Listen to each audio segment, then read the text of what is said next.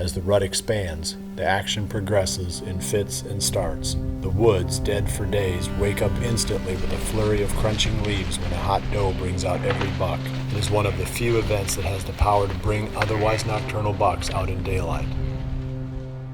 November 6th dawns cool throughout much of the Midwest, a very welcome change from the several days of warm temperatures that have preceded it. TJ Prater has the element of surprise on his side as he hunts a fresh stand overlooking a classic rut funnel.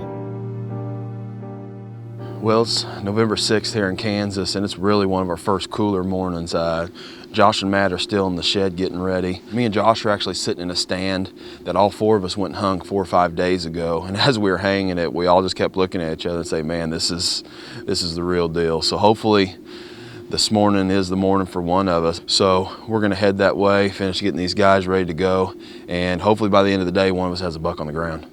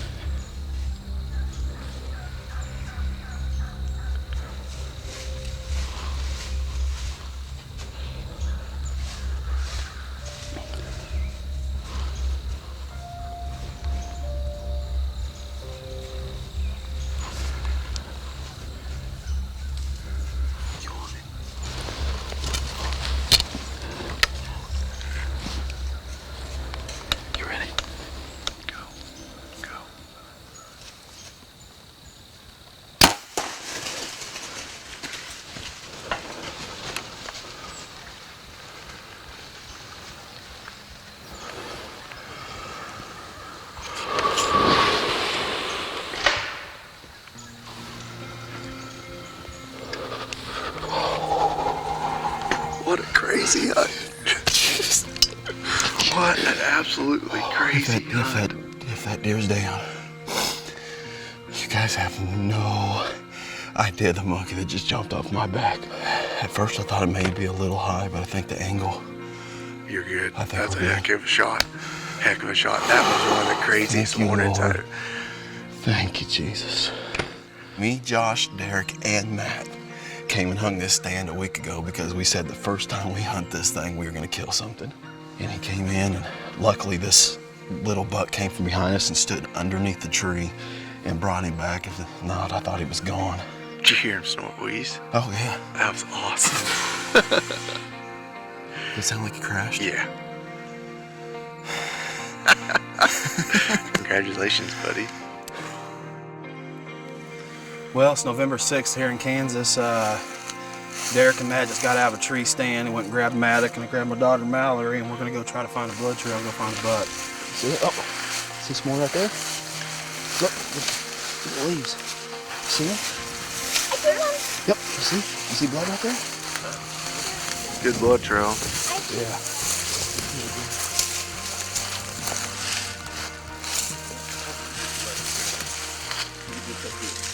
He's right there. He's dead. Yes, louder. Come here, baby. You see him laying down there? Oh my gosh. You got a kicker. He didn't go far at all. That meat seeker put a hole in him. I couldn't ask for a better hunt. This deer came in. He was on us all day long. For some reason, that doe didn't want to leave, and that's all it took. But you know, he's not the biggest, but I think he's a 4-year-old, but he's mine. That's all that matters. And I just could appreciate Derek, Josh, and Matt more. They put up with me for a lot of years. Missed a couple bucks, just having close encounters. But I'll tell you what, it is all worth it for this moment. It is all worth it. You want to come see him, baby? Come here. Is that pretty awesome? Oh man, I'm excited.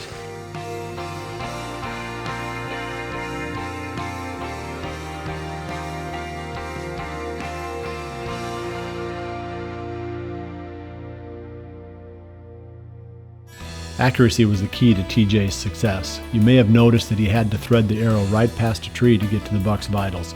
He was shooting the Hoyt Carbon Spider 34. Hoyt bows are famous for their accuracy, and TJ was very happy for that fact when his arrow smacked the buck squarely in the vitals.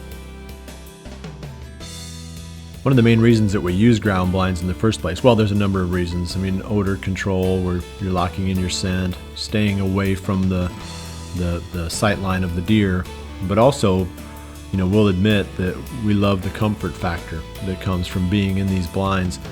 Having a comfortable chair is a big part of that. The redneck chairs are perfect from that standpoint. They're very comfortable, but they're also very functional. The seat spins, which allows you to pivot to get a shot out of any of the windows, which allows you to hunt the blind both comfortably and very effectively. If you go to Realtree.com, they have a category on their website called the Real Store. You can pick up a lot of very handy items. We use the Easy Hangers a lot, but there's another product too that we use, and that's the Easy Arm Guard. I've seen a lot of deer miss during the late season because the bowstring caught the sleeve of their bow arm. The Easy Arm Guard takes care of that, eliminates it, pulls it in tight to your arm, so you never have to worry about your string making contact with your sleeve.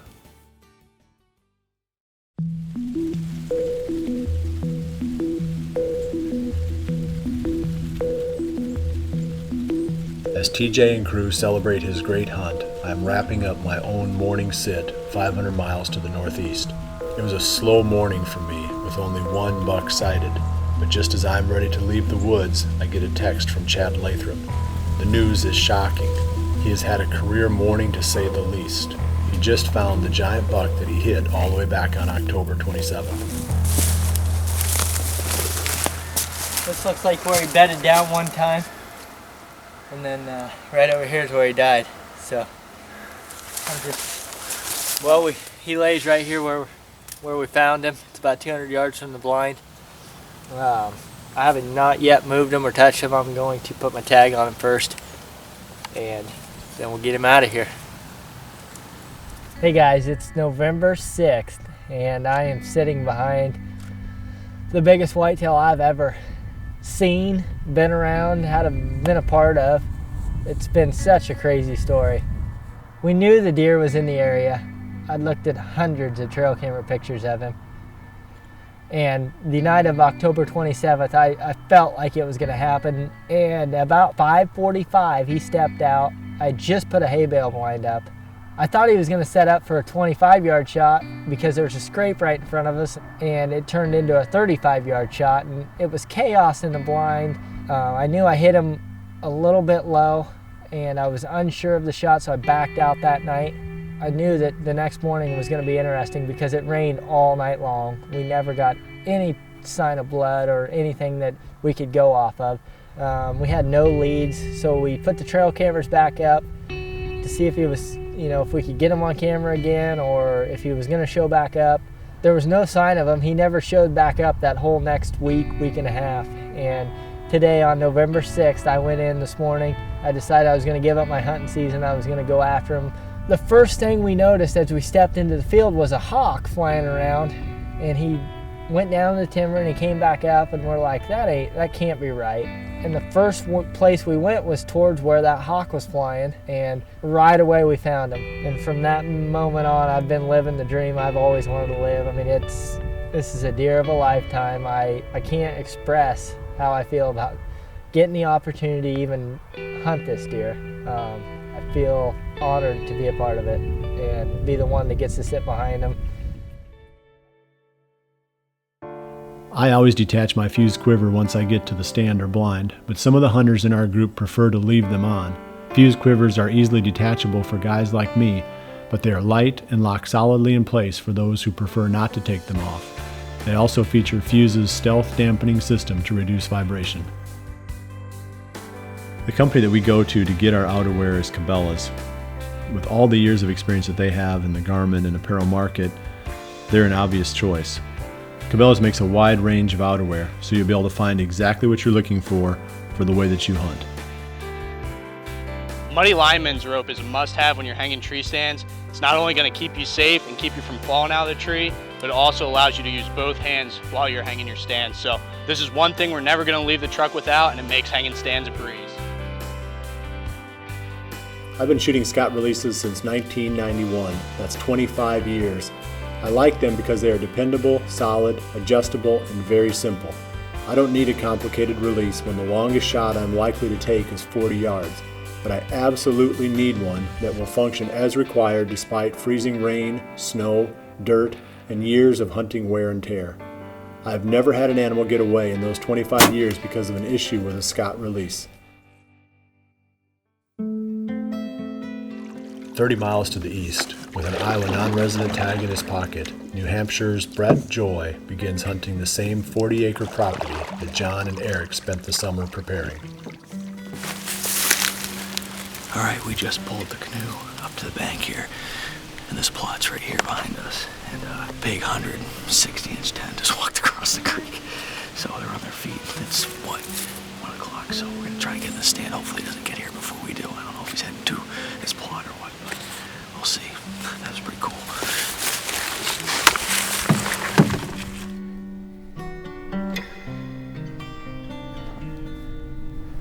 All right, we finally got settled in the stand here. We have a perfect west wind. The temps are good, the wind's perfect. Ross and I were just talking about that buck that we saw and going back and forth, and I looked at a couple trail camera pictures on my phone, and we're pretty darn sure, almost 100% sure that buck was a buck that we call Mr. Wilson. That's a deer that John found to shed off up probably a couple hundred yards from here in the cedar patch in March. We haven't got his picture since August, but he's a giant deer. He's really, really big. Hopefully that giant comes our way. I'll be really excited. If we don't kill or have anything crazy happen here, tonight we're probably going to come back in with the canoes in the morning and sit all day. A lot of does have been congregating here in the evenings and the first thing in the morning, so we're hoping one of these big deer is going to come and sit and check this plot.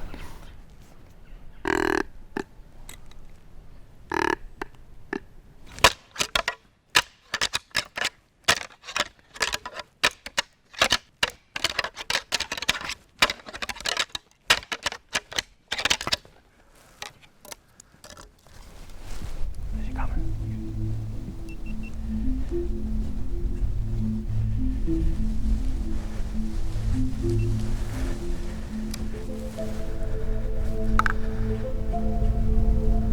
I know. That's okay. I know.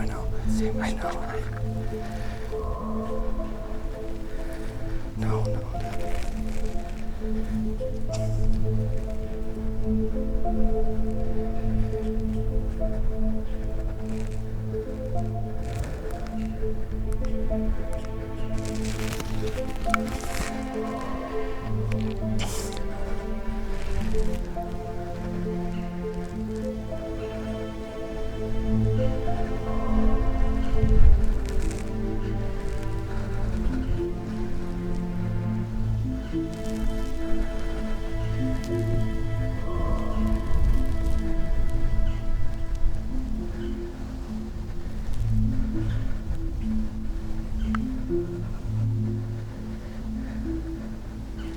Is he coming? No.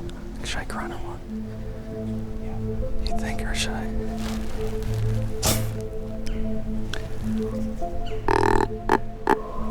Do you hear me?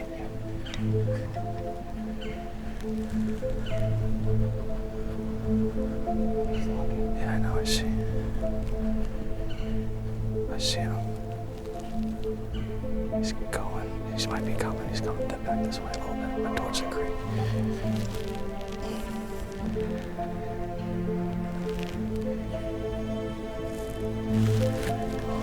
I snort wheeze.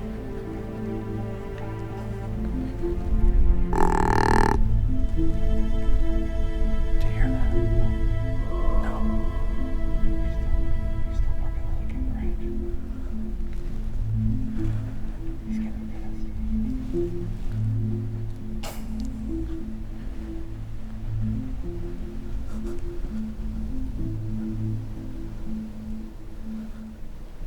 This is crazy. We just saw Mr. Wilson about an hour ago. And I look up and, I don't know, 45, 50 yards away is a big shooter buck. And Ross got a good look at him. I mean, he came to 40 yards. He looked like he was going to come right to the boar man, but he walked the other way. But that's actually a buck we called Switchblade Sam. Really big. 10 with a bunch of junk on his bases. So definite shooter, definite really nice deer. So we've seen 2 real big bucks tonight. So hopefully one of them will come back through at some point here.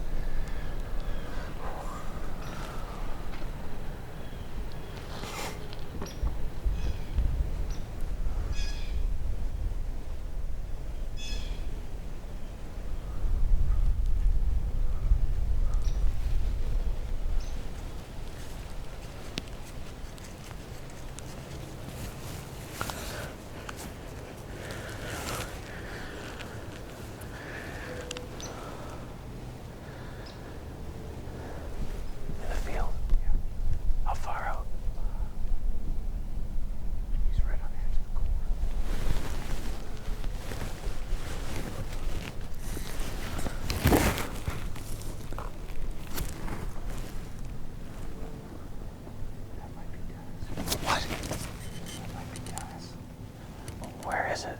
Right there. How far? I don't know, 60 yards. Alright, we actually just saw another hitless buck we called Dennis. That's a deer that John Lewis saw in here a couple weeks ago. Unfortunately, it was across the creek on the neighbors in the cornfield. Cruising the edge. He's still right here.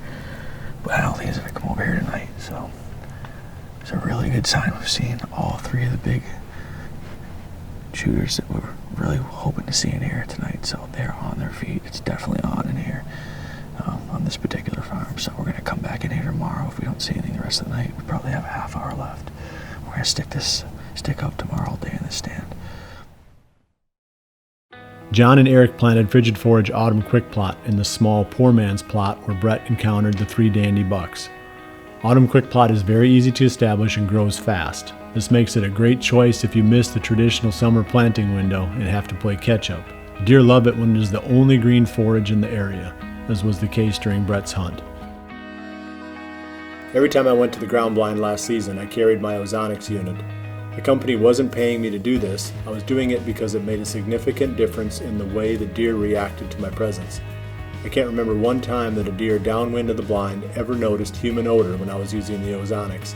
So for ozonics to work this well under such tough conditions, I quickly became a believer in this company's ozone technology.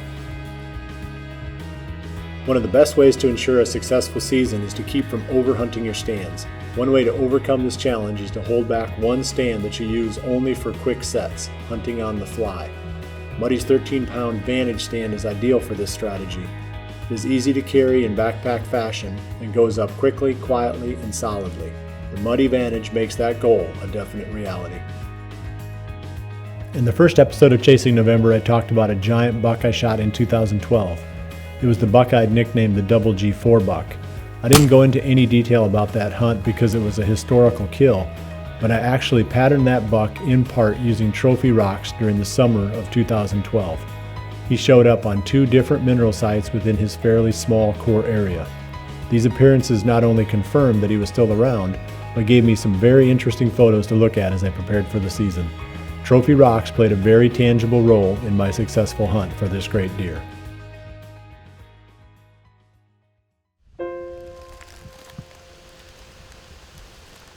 That afternoon, Aaron and cameraman Mike Parente hike back into a large block of public land.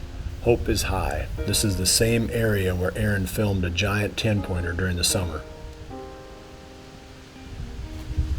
Well, we finally made it up into the stand. We had a little spike buck in between us and the tree on the way up here.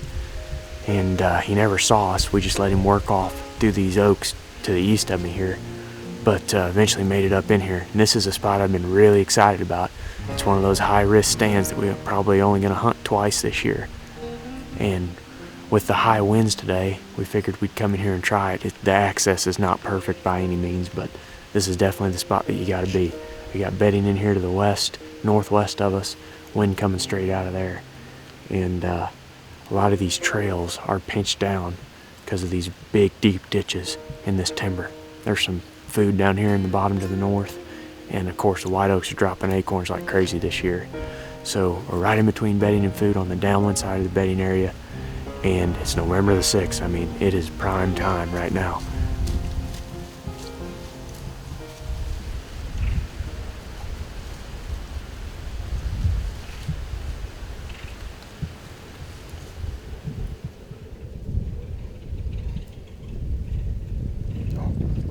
There's a buck right here.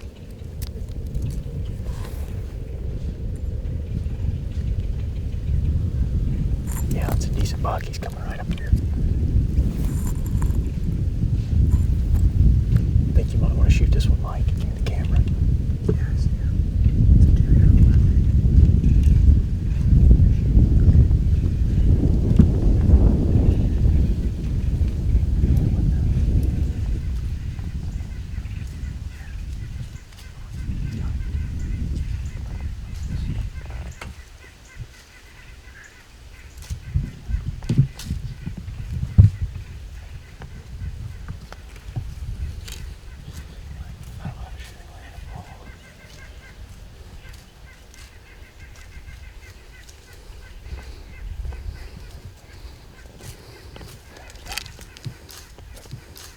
Meh.